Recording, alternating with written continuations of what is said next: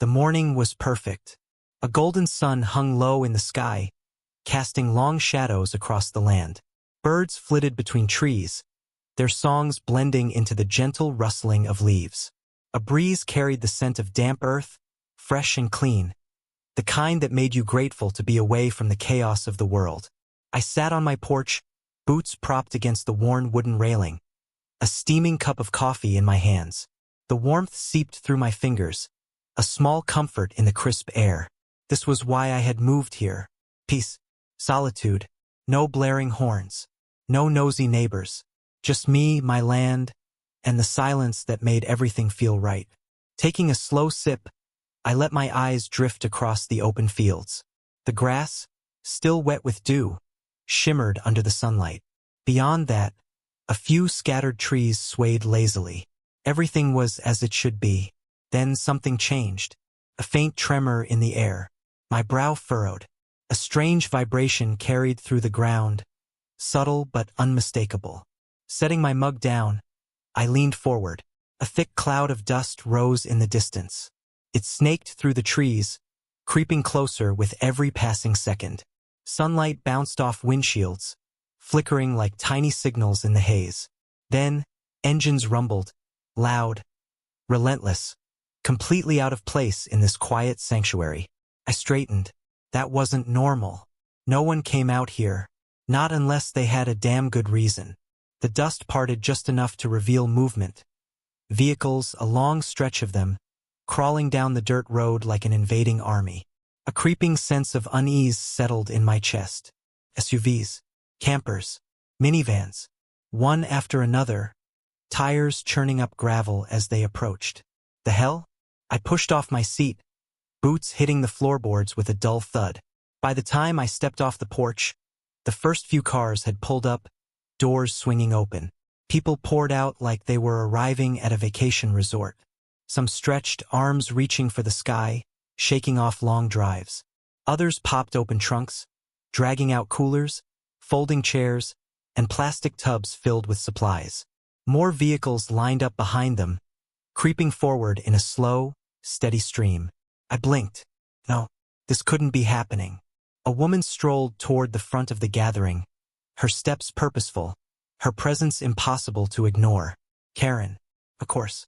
Clipboard in hand, she walked with the confidence of someone who believed the world operated by her rules. Her signature blonde bob barely moved despite the breeze. That same smug expression I had come to despise curved across her lips, as if she were here to personally deliver bad news with a side of superiority. She stopped just short of my porch, smiling as if we were old friends. "Morning, neighbor." I didn't return the greeting. My attention flickered past her. More people. More gear. Someone was unfolding a massive tent, hammering stakes into the earth like they had every right to be here. A group of kids darted across the yard, kicking up dust as they shrieked with excitement. My land. What the hell was going on? Karen tapped the clipboard with the edge of a manicured nail, tilting her head like a mother indulging a slow child. "We appreciate your generosity," she said, voice syrupy sweet. "Letting the community use your space for the annual HOA retreat? That's just so thoughtful of you." I stared at her. My what? Her laugh was light, dismissive. "Oh, don't be silly. The neighborhood needed a place. And your land is just perfect. Plenty of space, away from the city. And it's not like you're using it for anything important." I clenched my jaw, exhaling through my nose in a slow attempt to keep my temper in check. Karen gestured toward the growing crowd, utterly oblivious to the rising tension. "We've got such a great turnout. Some families even took time off work to be here. Everyone's so excited." As if to prove her point, a man in a Hawaiian shirt strode past, dragging a wagon stacked with camping gear. Another guy struggled to string a hammock between two trees. Someone had already started gathering firewood. I forced my hands to stay at my sides, even as my fingers itched to ball into fists. "Karen," I said, voice carefully controlled, "this is private property. No one has permission to be here." Her smile didn't falter. If anything, it grew even more patronizing. "Well, technically, the HOA agreed that we should have a shared outdoor experience. And since you're part of the neighborhood, I am not part of the HO. I cut in, sharp as a blade. For the first time, something flickered behind her eyes. A split-second crack in her confidence. Then, just as quickly, the mask was back. Well, you should be, she said with a small shrug. And honestly, you should be grateful to be included. Grateful. My patience, already worn thin, snapped. I took a step forward, my shadow stretching long over the trampled grass. Karen, I said evenly, this is trespassing. You need to get everyone off my land. Now.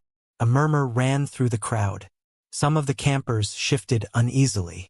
A woman clutching a thermos hesitated mid-sip. Karen, however, didn't budge. Oh, come on, she scoffed. Don't be dramatic. It's just a little weekend camping trip. What's the big deal? Just camping. On my land. With 100 uninvited guests. Before I could respond, a loud splat echoed through the air, followed by a shriek. A teenage girl stood frozen, one foot lifted in horror. The steaming pile of manure she had just stepped in oozed between her toes.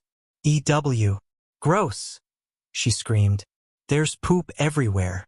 Her mother gasped. Wait, this isn't a cleaned-up campsite? Karen hesitated. Well, technically. You mean there are no bathrooms? Someone else called out, horrified. A man in cargo shorts took a long sniff, his nose wrinkling. And what the hell is that smell? I crossed my arms, watching the dawning realization spread. No plumbing, no amenities, nothing but raw, untamed land. Karen, however, wasn't ready to admit defeat. Hands on her hips, she turned back to me. Look, we already planned this. People took time off work. Some even brought RVs. It's too late to cancel now. I exhaled slowly, then met her gaze dead on. Not my problem. Her lips pressed together, irritation flickering across her face. Well, technically.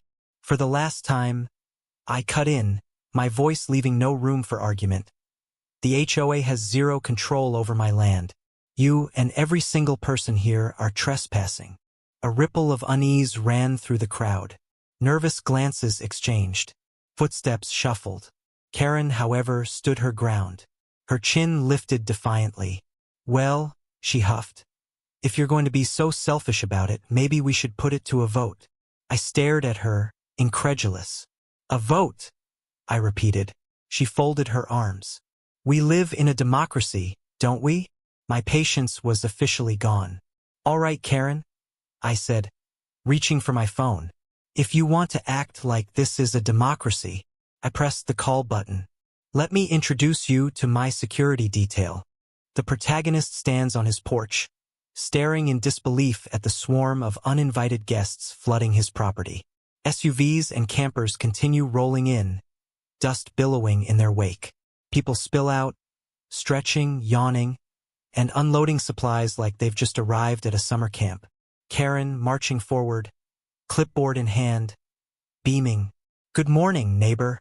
What a wonderful day for a retreat, isn't it? The protagonist doesn't respond immediately, still processing the chaos unfolding before him. A family hauls out a folding table, coolers thudding onto the ground. Nearby, a man hammers a stake into the dirt, securing a massive tent. Protagonist, crossing his arms, voice sharp.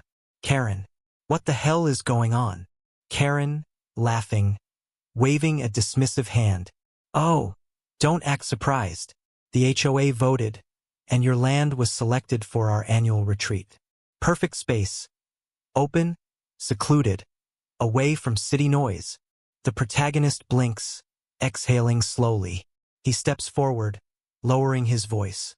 Protagonist, let me stop you right there. I'm not part of the HOA. Never have been. Never will be. Karen's expression flickers, just for a second, before the condescending smile returns. Karen, shrugging, her voice dripping with false patience. Oh, but you live here, and a strong community means everyone contributes. It's just a weekend, no big deal. The protagonist clenches his jaw. Nearby, a couple unpacks a grill. A group of kids shriek as they race toward his chicken coop. One boy immediately starts rattling the gate, sending the hens into a frenzy. Protagonist, stepping past Karen, raising his voice over the commotion. Hey, get away from there. The kids scatter. Karen sighs dramatically, shaking her head like he's the unreasonable one. The land transforms into an impromptu festival. Tents sprout up like weeds. Lawn chairs unfold. Someone fires up a portable speaker, blasting country music. A man in cargo shorts drags a rope between two trees, struggling to tie up a hammock. Then, things take a turn. A woman chops a branch off one of the trees, snapping it into pieces for firewood. A man wades into the dry creek bed, fishing pole in hand, staring at the cracked earth like water might magically appear. A teenager leans against the barn, carving initials into the wood with a pocket knife. A group of kids stampede through the grass, chasing his terrified chickens. The protagonist inhales deeply, fists clenching at his sides. He strides toward the nearest fire pit, where two men are stacking logs. Protagonist, curtly, put that out. Now. Man, chuckling, barely looking up as he strikes a match. Relax, dude. We're being careful. Protagonist, gritting his teeth. That's not the point. None of you belong here. Pack up and leave. Karen, ever the politician, steps in with a forced laugh. Karen. Oh, come on. Don't be so dramatic. It's just one little weekend. Some fresh air, good company. Her voice rises as she gestures to the campers, expecting agreement. Instead, murmurs of dissatisfaction begin creeping in. Camper number 1, sniffing the air, nose wrinkling. What's that smell? Camper number 2, scanning the field, brow furrowing. Wait, are those cow pies? Before the protagonist can answer, a sharp scream splits the air. Teenage girl, hopping on one foot, horrified. Oh my God, I stepped in poop. The girl stares in horror at her once white sneaker, now smeared in something brown. Her mother gasps. A woman in yoga pants claps a hand over her mouth, gagging. Camper number 3, in disbelief, turning to Karen. You mean this isn't a maintained campsite? Karen, flustered, waving her hands quickly. Well, technically. The complaints start rolling in. Camper number 4. There aren't any bathrooms? Camper number 5. Pulling at his shirt, sweating profusely. And what's with the smell? This place stinks. A man in a Hawaiian shirt shuffles forward, face twisted in mild horror. Man in Hawaiian shirt. Is that a snake? Head snap toward the dry creek bed, where something long and slithery disappears into the weeds. Panic ripples through the crowd. Protagonist, folding his arms, raising an eyebrow at Karen. Oh, but it's just one little weekend, right? Karen's composure starts cracking. She clears her throat, straightens her clipboard. Karen, forcing a smile, voice tight. All right, everyone, let's not panic. This is just part of the great outdoors experience. Her pep talk is drowned out by a fresh round of complaints. A mother demands to know where the nearest restroom is. A man swats at flies, grumbling about the unbearable stench. A teenager dramatically declares they have no signal and might as well be in the Stone Age. The protagonist, watching the growing chaos, finally exhales a slow, satisfied breath. Protagonist, calmly. Yeah, you all have fun with that. Karen turns back to him, flustered but still holding onto her authority. Karen, huffing, crossing her arms. You're really making a fuss over nothing. Just let us enjoy the weekend. Protagonist, deadpan. On my land, without permission. Karen, with a condescending sigh. Oh please, it's not like you're using it for anything important. That does it. The protagonist takes a deliberate step closer, voice dangerously quiet. Protagonist, get off my property. A tense silence. Campers shift uncomfortably, some already eyeing their vehicles. Karen, louder, trying to regain control. Guys, come on. Don't let one person ruin this for everyone. We're all neighbors. We should be working together. A woman mutters under her breath, glancing at her husband. Camper number 6, whispering. Did she even get permission for this? The murmurs grow louder. Doubt starts creeping in. Karen, realizing she's losing control, scowls. Karen, gritting her teeth, voice dropping low. You're being selfish. We already planned this. People took time off work. You can't just throw us out. Protagonist, smirking, tilting his head toward the manure-covered girl. The complaining parents, the frustrated campers packing up early. I don't think I have to. Karen follows his gaze. Her once proud camping retreat has turned into a frustrated, manure-splattered disaster. The realization sets in. She has lost this battle. But Karen never gives up that easily. Karen, muttering, eyes narrowing. Fine. If you're going to be difficult about this, we'll just have to settle it another way. The protagonist watches as she straightens her clipboard, lips pursing like she's already hatching her next move. He has a feeling things are far from over. The tension in the air thickened as the sun climbed higher, casting a relentless heat over the growing chaos on my land. People were still setting up, determined to treat my property like it was their own private park. But the looks on their faces told a different story. Unease, discomfort, and uncertainty rippled through the crowd. The smell of manure mixed with the faint scent of burning wood, sending some of them into hesitant coughs. They had started to realize that this wasn't exactly the nature retreat they had imagined. But not Karen. No, she stood there, her hands on her hips, a wide grin on her face, as if she were orchestrating some grand symphony. She wasn't about to back down, not now, not when she thought she had everything under control. Her blonde bob swayed slightly in the wind, giving her that air of misplaced authority that I had come to loathe. She took a step forward, glancing at the campers still trying to adjust to the chaos around them. We've been planning this for months, she said, her voice high and insistent. Some of these people took off work to be here. You can't just cancel this now. I stared at her for a moment, my jaw clenched tight. I didn't know whether to laugh or throw her off my property. I chose the latter. Not my problem, I said, my tone flat. You're trespassing. Her smile faltered for just a moment, but she quickly plastered it back on, undeterred. Oh, please. She waved a dismissive hand. You can't be serious. We're all part of the neighborhood. You should be grateful we're using your land. It's just for a weekend. I wasn't going to waste time with her anymore. She could keep talking all she wanted, but my patience was wearing thin. Grateful, I repeated, almost amused. For this? You've invaded my space and brought 100 strangers with no permission. It's time to go. But she wasn't finished yet. Her eyes narrowed, and her posture stiffened as if she were some general on a battlefield preparing for a counterattack. You think you can just throw us out? She demanded, her voice rising slightly. This is a community event, and we all agreed it was going to happen here. The HOA voted on it.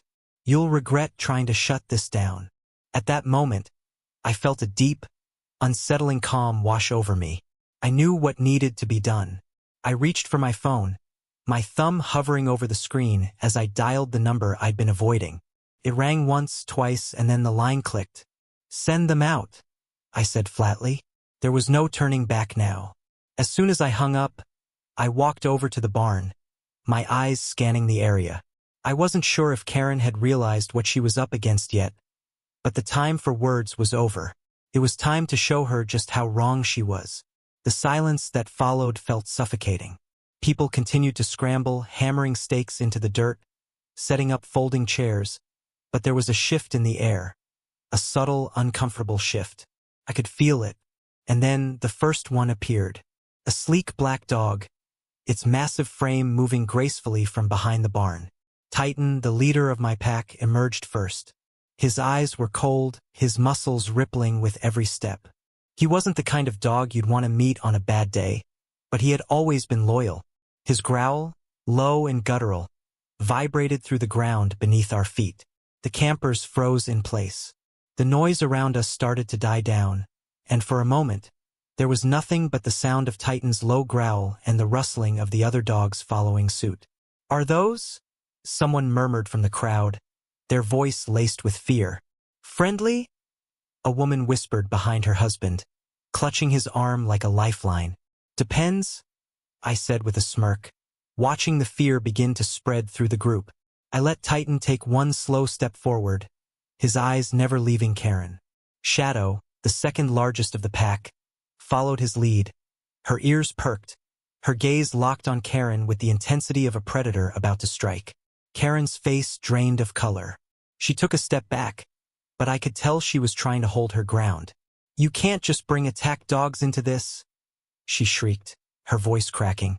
I crossed my arms and leaned back slightly, my gaze never leaving her. "And you can't bring 100 strangers onto my land." The dogs moved into formation, their bodies still, every muscle tense and poised for whatever might come next. Titan let out another deep bark, louder this time, making the ground beneath us rumble. A few campers jumped in shock, but most remained frozen, unsure whether to run or stay. The dogs didn't need to make another move. They had made their point. Karen, however, was still refusing to acknowledge the reality of the situation. She scrambled to find another way out, but all her words came out in a jumbled mess. "You can't do this. You'll regret this. I'll call the police. You'll be sorry."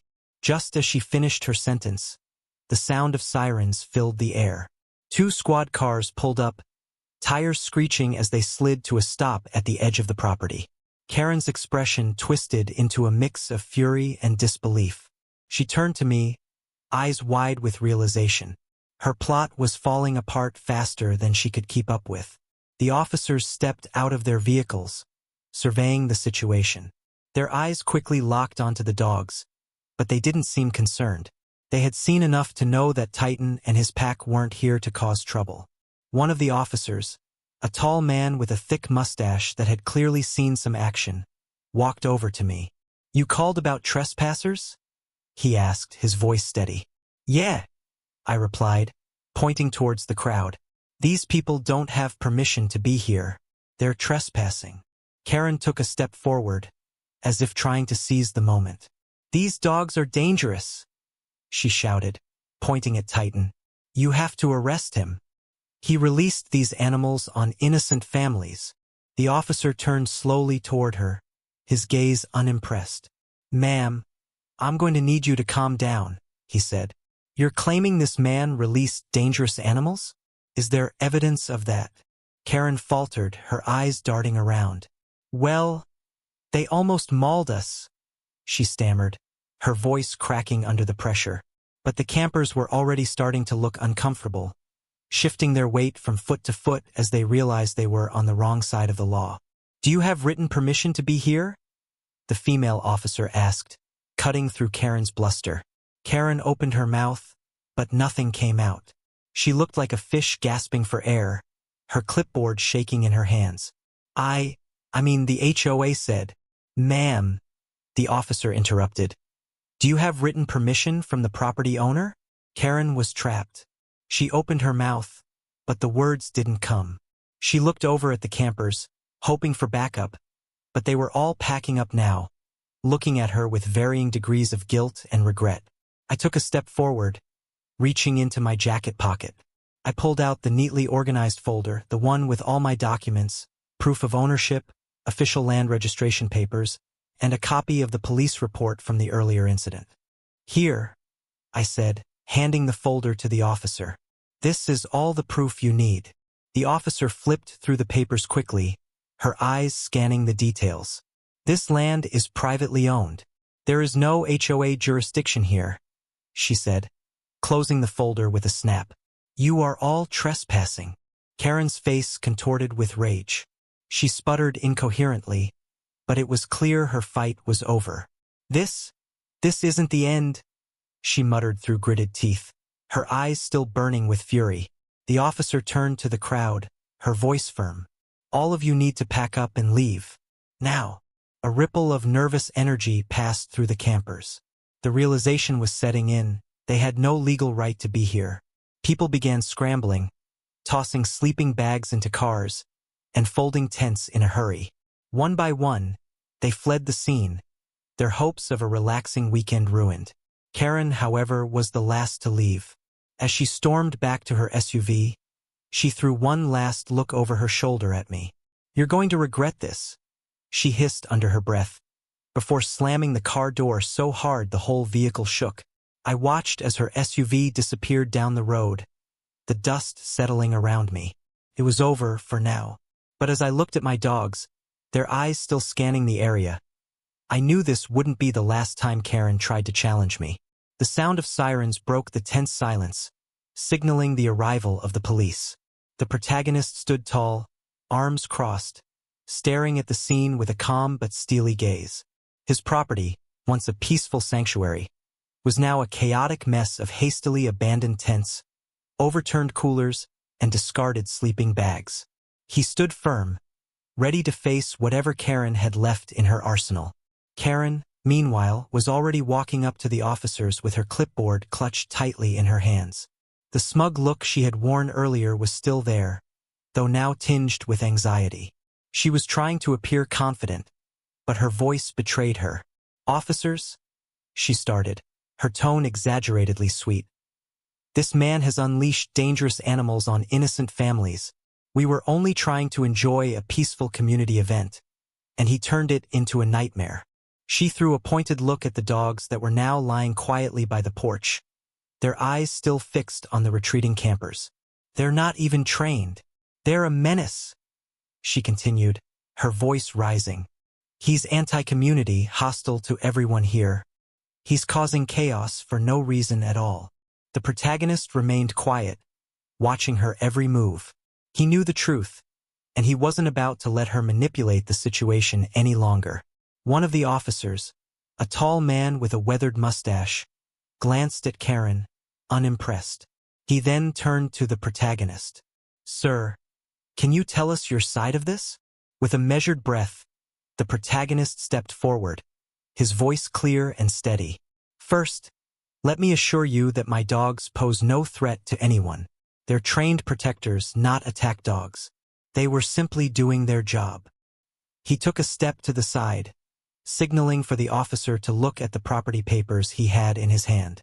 "This land is privately owned, registered in my name," he said, flipping the folder open. "I never gave anyone permission to use it. Not the HOA, not Karen, and certainly not these campers." Karen opened her mouth to interject, but the officer raised his hand, signaling her to be quiet. The protagonist didn't stop there. He reached into his bag and pulled out his phone, swiping through the images. He handed it to the officers.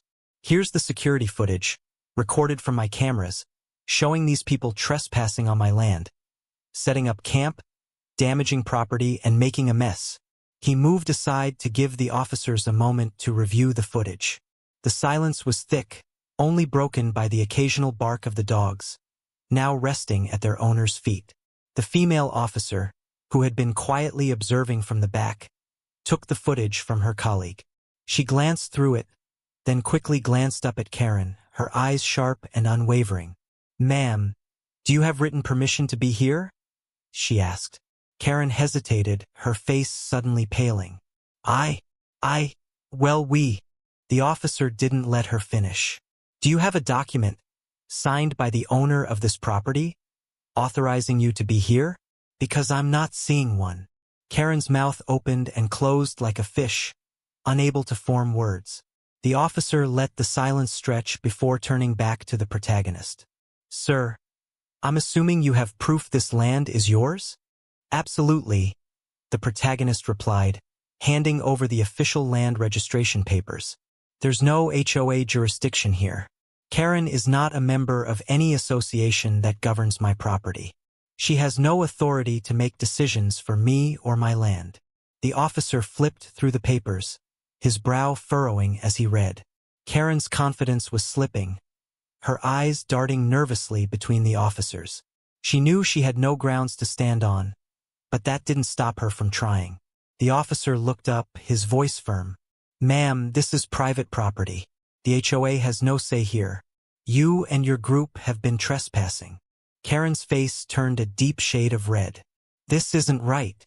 I planned this for months. You can't just let him get away with this. The officer shook his head, his patience running thin. Ma'am, the law is clear. You cannot claim ownership of someone else's land. There is no valid agreement here, and your complaint is baseless. I'm going to ask you and your group to leave. Now. Karen opened her mouth to argue, but before she could speak, the second officer, who had been quietly taking notes, finally broke in. You've been given fair warning. If you're still here in 10 minutes, we'll start issuing citations for trespassing. A wave of unease rippled through the remaining campers, some of them glancing nervously at one another, while others started scrambling to gather their things. The momentum shifted completely. Karen's face twisted in disbelief and rage as her grip tightened around the clipboard. She stood there for a long moment, clearly struggling to retain some shred of dignity. But it was clear the battle was lost. "Before I go," she said, her voice dripping with barely contained venom, "you think you've won, don't you? You've humiliated me, made me look like a fool in front of everyone. But this isn't over. I'll take this higher. You'll regret this. I know people." The protagonist raised an eyebrow, his gaze unwavering. "I'll be waiting," he said, his voice low but firm. "But next time, Karen, I won't just call the police." Her nostrils flared with frustration, but she knew it was over. She turned on her heel, storming off toward her SUV. The campers, now thoroughly unsettled, scrambled to pack up. Their dream weekend had quickly become a nightmare. They shoved tents into bags, tripped over one another in their rush to leave, and muttered complaints about how they'd never even roasted marshmallows. Karen reached her SUV and slammed the door with such force that it shook the entire vehicle. She sped off down the road, leaving behind nothing but the dust of her failed plans. The officers watched her leave, then turned back to the protagonist. "You handled that pretty well," the male officer said with a nod. The protagonist gave a small, satisfied smile. "Thanks for backing me up," he replied, relieved but ready for whatever Karen would try next. "Just let us know if she tries anything else," the female officer added, glancing at the dogs. "Looks like your security system works wonders." The protagonist chuckled. "Better than any alarm system." The officers tipped their hats and left, leaving the protagonist to take in the quiet of his land once again. The peace had returned, but deep down, he knew it wasn't over. Not by a long shot. A week had passed since Karen's defeat, and I was just getting used to the quiet again when something else showed up. A thick letter, stamped with the official county seal. I frowned when I saw the envelope. It was a complaint, filed by none other than Karen herself. Violation of land use, the paper read, with a laundry list of accusations. Environmental hazards, public safety threats, and improper use of private land for an unsanctioned event. She'd gone and made up a whole case, weaving lies as though it would work in her favor. I chuckled bitterly. She had to be kidding. The letter instructed me to attend a hearing at the county office. I wasn't worried. I had everything documented, from security footage to police reports, even my land's official paperwork. But it was clear Karen wanted to take things further, so I decided to face this head-on. The day of the hearing arrived, and I walked into the county office with a calm demeanor. I wasn't the one who had done anything wrong. Karen was the one who had illegally tried to take over my property, and now she was acting like the victim. I knew what was coming, and I was ready. As I stepped into the waiting area, I saw her, Karen, standing in the corner, dressed like she was about to meet the queen. Her tight, formal outfit screamed confidence. But the subtle twitch in her, I said she was worried too. She noticed me immediately and threw me a glare sharp enough to cut glass. Her eyes narrowed, but I wasn't about to give her the satisfaction of reacting. I took a seat, pulling my folder from my bag, carefully arranging everything I might need. I wasn't here to play games. A clerk called us in, and we were led to a small office. The official behind the desk was a no-nonsense type. Middle-aged, glasses perched on his nose, his expression neutral. He glanced between us, flipping through the documents before finally speaking. "All right," he said, his voice calm but stern. "We have a report here claiming that your land was used for an unsanctioned event, that hazardous materials were present, and that the dogs on the property pose a safety threat. Is this correct? Karen wasted no time. She sat up straight, her voice coming out with a sense of certainty as she launched into her prepared statement. Yes, that's right, she began, her voice dripping with authority. He has attacked dogs that nearly mauled innocent families. His land is completely unsuitable for community use. It's full of dangers, and he's violated several public safety laws by allowing such an event. She was relentless, her words flowing smoothly, almost rehearsed. But I could tell the official was starting to grow tired. He turned to me with a raised brow, clearly waiting for my response. I smiled, unbothered, as I flipped open my own folder and handed it to him. I've got everything here, I said, my voice steady. I have evidence that she and others trespassed on my property. All of it was unauthorized. As for the dogs, they weren't attacking anyone. They were trained to defend my land, nothing more. I slid a video clip over the desk, where the dogs were calmly sitting, alert but non-threatening. Here's my property documentation, showing that the land is privately owned and that no one has permission to use it for public gatherings. I also have a police report from the officers who were called to the scene, confirming that the event was illegal and that the people there had no right to be there. The county official flipped through the papers with practiced efficiency. His eyes flicked back and forth between Karen and me, clearly assessing the situation. Karen's confident smirk was beginning to fade, but she wasn't done yet. But the HOA, Karen interjected, her voice now tinged with frustration. We all agreed this would be the perfect location. We planned this for months. The official looked up at her, an eyebrow raised. He leaned back in his chair, letting the silence stretch for a moment before speaking, his tone calm yet final. Ma'am, the HOA cannot override private property laws. You didn't have permission to be here, and frankly, none of this holds any legal weight. There is no violation on his land. You are trespassing. Karen blinked rapidly, caught off guard by the bluntness. Her lips moved, but no words came out.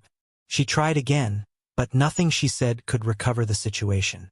The county official took a deep breath, clearly done with the whole thing. Ma'am, I strongly suggest you refrain from filing any further baseless complaints. If this continues, it could lead to legal consequences for you. Karen's face turned a deep shade of red. Her chest heaved in anger. I could practically hear her grinding her teeth. But she wasn't going to let this go easily. Her eyes flashed with undisguised fury, and she shot me a look that could have melted steel. I'll be taking this higher, she hissed, her voice barely under control. You've made a mistake, and you'll regret this. Without another word, she stood up, her movements sharp, her hands clenched tightly around the edge of her chair. She stormed out of the office, slamming the door behind her with all the force she could muster. I sat there for a moment, the calm settling over me. I had won. The case had crumbled beneath the weight of my evidence. And now Karen's threats felt empty. She could scream and shout all she wanted, but she had no leg to stand on. After a while, I stood up, walking to the door. As I stepped outside, I took a deep breath, the air fresh and clear. For the first time in days, I felt a sense of relief. This battle, at least, was over. The official's words still echoed in my mind. Ma'am, you have no authority here. As I walked to my truck, I couldn't help but smirk. This was far from over, though. I knew Karen wouldn't rest until she tried something else. But I was ready for whatever came next. As I headed back to my property, I looked out over the land, my land. The rolling hills, the open space, it was all mine. No one was going to take that from me. For now, Karen was defeated, but she hadn't learned her lesson. I had no doubt that she'd be back. But next time I'd be waiting. The day had finally settled into a quiet rhythm. The noise of the past few days had faded into a distant memory, and the once chaotic scene now stood still, peaceful, calm. The protagonist stepped back out onto his porch, breathing in the crisp air. He had won, and the weight of it felt like a heavy but satisfying weight lifted off his shoulders. His gaze drifted over the land, once again his alone. The distant hills seemed to sigh in relief, the trees rustling gently in the breeze as if acknowledging the restoration of order. He spotted Titan and the rest of the dogs sprawled on the front steps, content and still, their watchful eyes ever alert but relaxed. They had done their part. The land, his sanctuary, was untouched. The tents and coolers were gone, replaced by nothing but trampled grass and scattered remnants of a hasty retreat. The quiet was reassuring. It was the quiet he had been craving, his land, his rules. But as soon as the stillness settled around him, a disturbance cut through it. The sound of tires on gravel reached his ears. It was unmistakable, the rumbling growl of an engine coming down the road. He didn't even need to look. His hand instinctively went to the pocket of his jacket, fingers brushing the phone hidden there, ready to make a call if need be. From the corner of his eye, he saw a familiar sight, a black SUV, dust kicking up behind it as it slid to a stop in his driveway. The door flung open, and out stepped Karen, her expression darker than ever. The anger was radiating from her in waves, her steps quick and determined as she marched toward him. "This isn't over," she spat, her voice full of venom, her face twisted in fury. The protagonist didn't flinch. He didn't move an inch. Instead, he took a slow, deliberate sip from his mug, the steam rising from the cup mixing with the cool evening air. He could feel her eyes on him, but he didn't allow her presence to affect him. "Yes, it is," he replied coolly, a slight smirk forming on his lips. Her eyes narrowed, and she took another step forward, her hands clenched into fists by her sides. "You think you've won?" she sneered, her tone dripping with disdain. "You think you've intimidated everyone into submission, but this isn't the last you'll hear from me." The protagonist's smirk didn't falter. He set his cup down slowly, as if savoring the moment. "It is for you, Karen. Trespass again, and next time, it won't just be the police you deal with." His voice was low but firm, the words hanging in the air like a promise. Karen's face flushed with rage. She opened her mouth, no doubt ready to spew more empty threats, but the look in the protagonist's eyes stopped her. Her lip curled in frustration as she realized that no matter how much she tried to push, she had already lost. Without another word, she turned on her heel, her footsteps loud and deliberate as she stalked back to her SUV. The sound of the door slamming shut echoed across the yard, and with a final screech of tires, she was gone, leaving nothing behind but the faint smell of burnt rubber and a trail of dust in the fading light. The protagonist didn't watch her leave. Instead, he turned back to the quiet horizon, the soft hum of the evening breeze filling the space where Karen's words had once lingered. He sank into his chair again, eyes closing for a moment as he exhaled slowly, feeling the tension drain out of his body. The land was his once more. Titan shifted beside him, resting his massive head on the protagonist's lap. The rest of the dogs lay scattered around, their eyes still sharp but no longer tense. The protagonist lifted his coffee cup once more, the warmth of it a small comfort as he stared out at the land that was his, uncontested, unclaimed. For a brief moment, peace settled completely, wrapping around him like a comforting blanket. The sun dipped low in the sky, casting golden hues across the landscape, and the silence was perfect.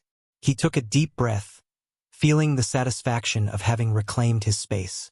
But something gnawed at the back of his mind, a familiar, unsettling feeling. Karen would try again. He knew it, and when she did, he would be ready.